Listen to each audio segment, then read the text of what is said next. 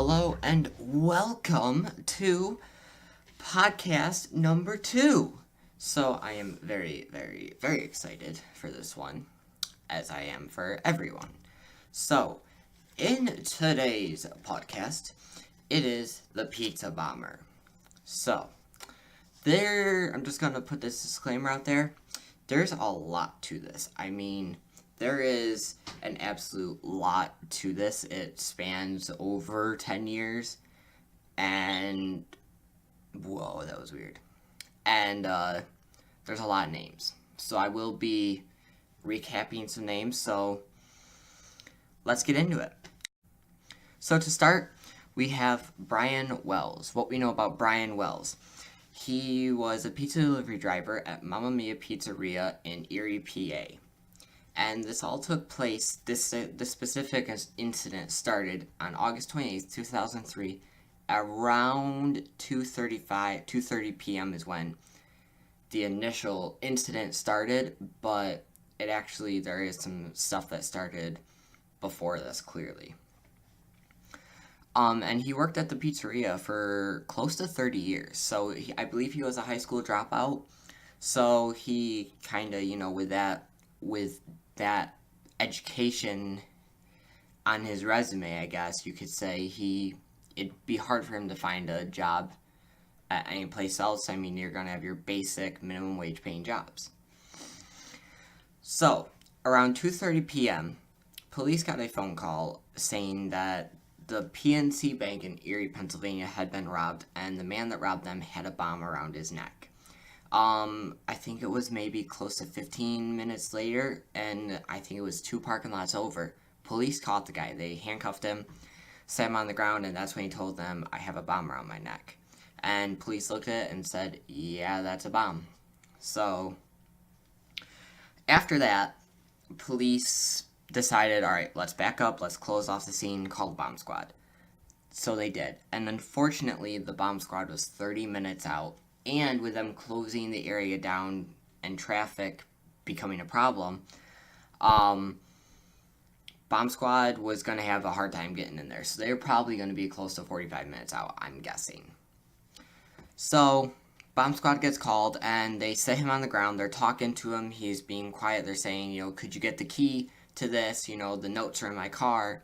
And obviously police didn't know a whole lot about that. The only thing they knew about any note was that he slipped a teller a note requesting $250,000, and if he didn't get that in 15 minutes, it said that in 15 minutes the bomb around his neck would go off.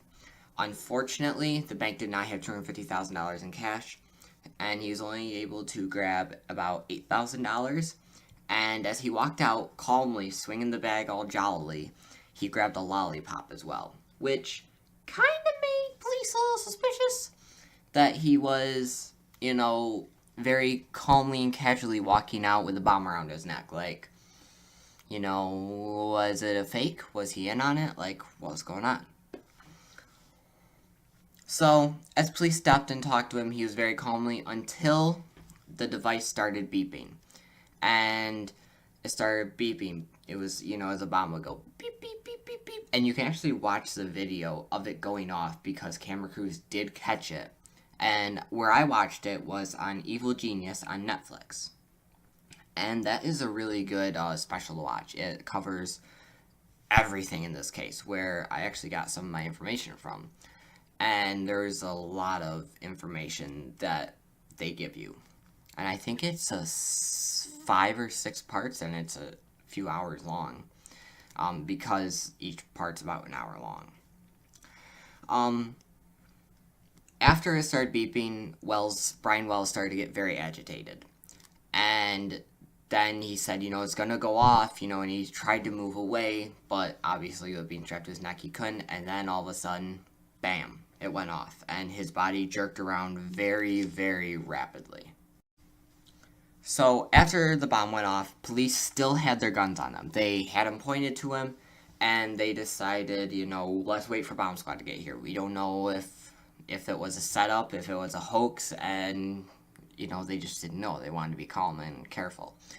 Bomb squad suited up and sent 2 guys in to investigate the area, and his car declared that there was no live devices. It was safe to approach and investigate the scene. As police were investigating the car, they found a cane that turned out to be a shotgun. They found a scavenger hunt note, and then they found, obviously, the body of Brian Wells that was on the ground. In the notes, they found that they were addressed to, quotations, the hostage, and at the bottom of the notes it said, quote, "Act now, think later, or you will die!" Exclamation point. End quote.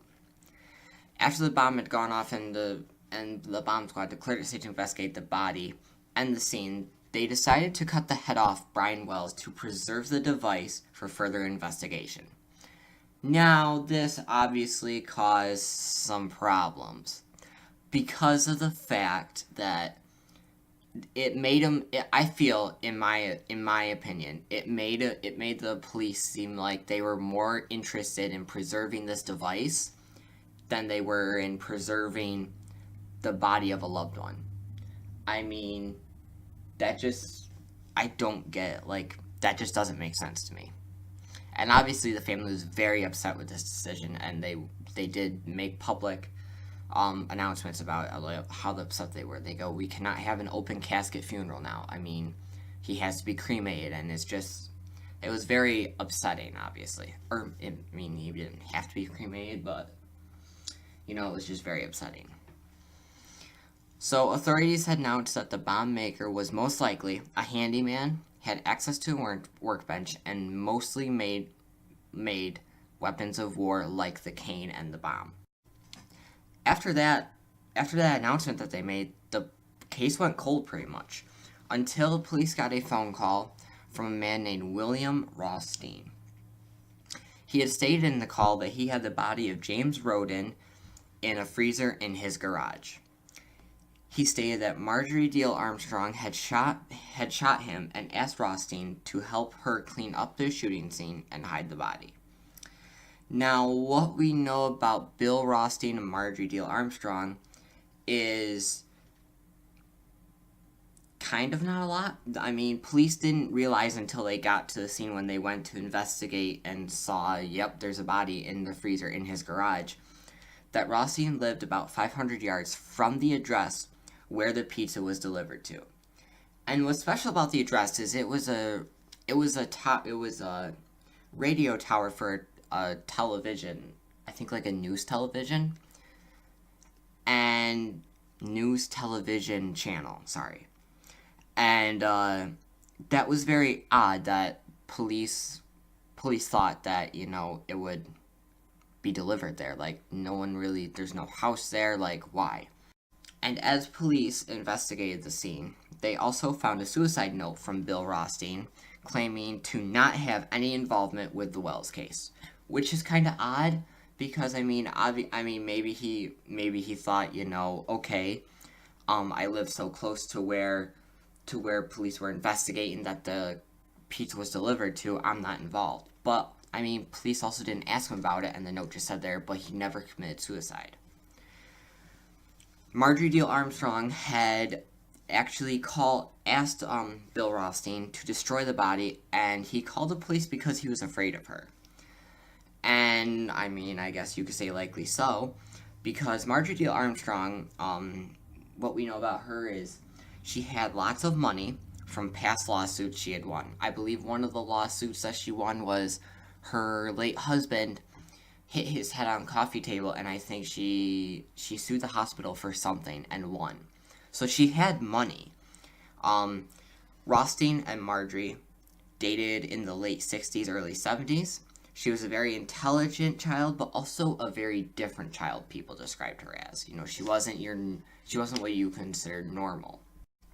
She was also bipolar and a hoarder. In the Netflix special Evil Genius, she, in her house when police were investigating it, when they went to arrest her, they said that they had to climb over just a mad amount of stuff. Like, there was so many newspapers, just everything. Police said that, it was hoarders times 10. And police were also very familiar with Marjorie due to past men in her life dying under suspicious circumstances, and when she was arrested in 1984 for killing her boyfriend Robert Thomas. But, however, she was acquitted on grounds of self-defense. She said that he was very violent with her, and yeah, so I guess I can see that. You know, if he's very violent and he's coming at you, say he had a weapon or something, I mean, I guess I can understand that. Kenneth Barnes is the next name that we are introduced upon investigating the body of James Roden. So police said in the special that whenever they'd go to investigate or talk with Marjorie, due to her bipolar, she would start out like super angry, like super just yelling, like screaming at them as soon as they walk in. They say, "Hi Marjorie, how are you doing today?" And she'd just go off on them. And then they'd say something like, "Oh, you're looking nice today," and she would change in an instant. And the only thing we really knew about Kenneth Barnes at the moment was that he was a fishing buddy of Marjorie's. And basically, when they investigated, they kind of determined that, you know, Marjorie killed this guy. We have testimony that he did it. After they had investigated the scene, they took the freezer, which contained James Roden in it, back to their crime lab. And they had to let it unthaw for a few days because it was a frozen body. You know, it was like stuck in there. And they said after they let it unthaw for a few days, they were able to investigate it, and they did determine that he was shot. He was shot by a shotgun. He was shot with a shotgun. I believe it was a shotgun. I'm not sure. And they went and arrested her on them grounds, I believe. And now is where we start getting into the dates. So, July 30th, 2004, Bill Rothstein died at age 60 from lymphoma. So, he had cancer, and he died, and that was kind of that. Like, police couldn't question him anymore, and that was kind of that. So, the only two people who knew about this were Kenneth Barnes and Marjorie Diehl Armstrong, that we know of at the moment. In 2005, in January, Marjorie Diehl Armstrong pleaded guilty but mentally ill to the murder of James Roden and sentenced to 20 years in prison. Which, I mean, okay, I guess. I don't know if I agree with that. Like, murder is still murder. Even if you're mentally ill, murder is still murder.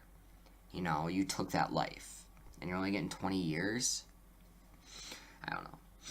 And April 2005, Marjorie Diehl Armstrong made a deal with FBI agents that if they moved her to Erie, PA, she would tell them everything she knows about the crimes. And in doing so, she admitted to supplying the kitchen timers for the bomb. So, in late 2005, Barnes was interviewed by investigators and told the whole story for a reduced sentence on his unrelated drug charge. So what we know right now is Barnes is going to spill the beans about everything in the crime, and we also know that Marjorie was supplying the timers for the bomb, so we know that she was involved with it. And that's that. In late 2005, in the interview in late 2005, Barnes revealed that Marjorie Diehl Armstrong was the mastermind, and she wanted $250,000 to pay Barnes to kill her father, whom she felt was wasting her inheritance. So, from what I researched and learned about this, her father had, obviously, a lot of money, and anybody that needed help in his neighborhood, he would give that money to and help them. If the church needed assistance with something, he'd help them. You know, he wasn't opposed to not helping. Like he said in an interview in Evil Genius on Netflix, he said that if he's got all this money and he's not using it, he feels that it's going to waste, you know? Which, I guess I can understand that, you know, he's a good civilian, like, he's a good neighbor. Like, that's good. Wells was originally in on the robbery, but was told the bomb was a fake in the beginning. And after they met up he delivered the pizza to collect the money for it, Rothstein shot a pistol into the air to scare Wells into cooperating once they told him that the bomb was not a fake, it was real. So obviously, I would be scared too if that happened to me. In July of 2007, Marybeth Buchanan announced the investigation was over and that both Barnes and Marjorie Diehl Armstrong were charged with the crime. July 29, 2008, Marjorie Diehl Armstrong found mentally incompetent to stand trial for the bombing and sentenced to a federal mental health institution. And this is where it goes really back and forth after the next day. It really goes back and forth, and I will recap on that once I discuss it. September 3rd, 2008, Kenneth Barnes pleaded guilty to conspiring to rob a bank. And on December 3rd, 2008, so what is that, 3 months later, he was sentenced to 45 years in federal prison. And that's kind of all we hear back from, that was like the last thing. So Barnes is sent to prison, and that was that. And March 11th, 2009, a judge declared Marjorie Diehl Armstrong incompetent to stand trial. But then September 9th, 2009, the judge ruled that Marjorie Diehl Armstrong was indeed competent to stand trial. So she was ruled incompetent and found mentally ill. She was sentenced to a federal prison. Then they looked at her again and said, nope, she's still incompetent. And then they said, change of plans. Actually, she is competent. She can stand trial. So it's a lot of back and forth. And I can imagine, even on her, that would be stressful. Think on anybody. Even if you did commit this crime, you think that you're good. You're not going to be able to stand trial. And then next thing you know, you're going to trial, and there's a chance you're going to go to prison. And October 2010, so this was, 7 years after the initial bombing. Marjorie Diehl Armstrong stood trial, and on November 1st, 2010, she was convicted of armed bank robbery, conspiring to commit armed bank robbery, and use of a destructive device in a crime. Which I didn't know I knew about the armed bank robbery stuff, but I didn't know that the use of a destructive device was a charge that you could be charged with. So obviously, she got charged with quite a bit here. And February 28th, 2011, Marjorie Diehl Armstrong was sentenced to life in prison. And by December 2015, Marjorie Diehl Armstrong had lost 2 appeals of her conviction. So from 2011, when she was sentenced, to 2015, so that's 4 years later, about 3 or 4 years later, after she was sentenced to prison, she had lost 2 appeal processes to appeal her conviction. And April 4th, 2017, which was 2 years ago, almost, Marjorie Diehl Armstrong died at the age of 68 from breast cancer. So she is no longer with us, and the only one who was even involved with, that we know of, with that crime is Kenneth Barnes, and he admitted to what he admitted to. But that's not all, folks. In 2018, Jessica Hoopsick, in an interview with the people who made Evil Genius in the special on Netflix, admitted her involvement in the heist. Now, what we know about Jessica Hoopsick is she was a prostitute and a drug user, and regular clients of hers included Brian Wells and Kenneth Barnes. And this is where everything kind of falls into place. And I mean, some FBI agents and police say that she was not a very credible source, but from what we find out from what she admits, it kind of makes sense to me, at least, and I feel that everything kind of sort of fell into place. So she says, so what she told them was that Kenneth Barnes, obviously, they were clients. Both Brian Wells and Kenneth Barnes were clients of hers. So I think what happened is Kenneth Barnes said, do you know anybody that could be of a gopher we want to use in a crime? And I think he offered to pay her money or drugs or both. I'm not exactly sure on that. And she thought of Brian Wells, and she thought, yeah, I know someone, he's kind of a pushover. So what she did, and Brian Wells and Jessica Hoopsick were actually more than just clients of each other, they were pretty good friends. they became to know each other pretty well. And Jessica Hoopsick gave Kenneth Barnes Brian Wells' schedule and told him, he's a pushover. He could be the gopher that you need.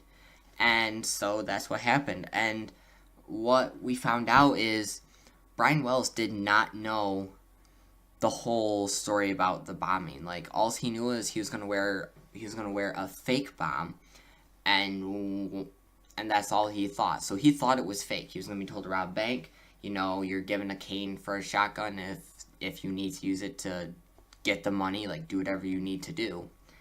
And yeah, so that was kind of a shock to me, actually, because I was like, wow, like, when he was acting all jolly, he didn't really know that. I don't think he thought it was fake. He didn't think it was really gonna go off until it started beeping. So that was that. That's the case on the pizza bomber. This was kind of a mishmash thing. I try to make these an hour long or so, but at the same time, it's not always going to be.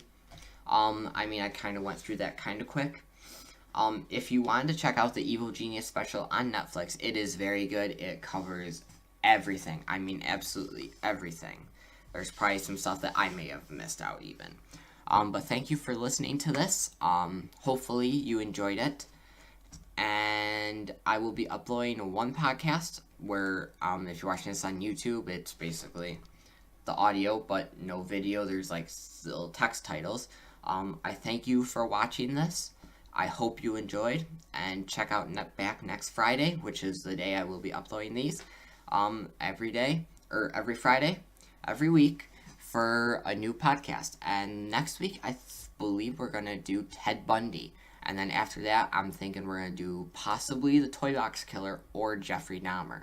So let me know which one you want to be next. If there's a lot of people that comment on these and they say, I want something different, then I will totally do something different. So thank you for listening, and have a good day.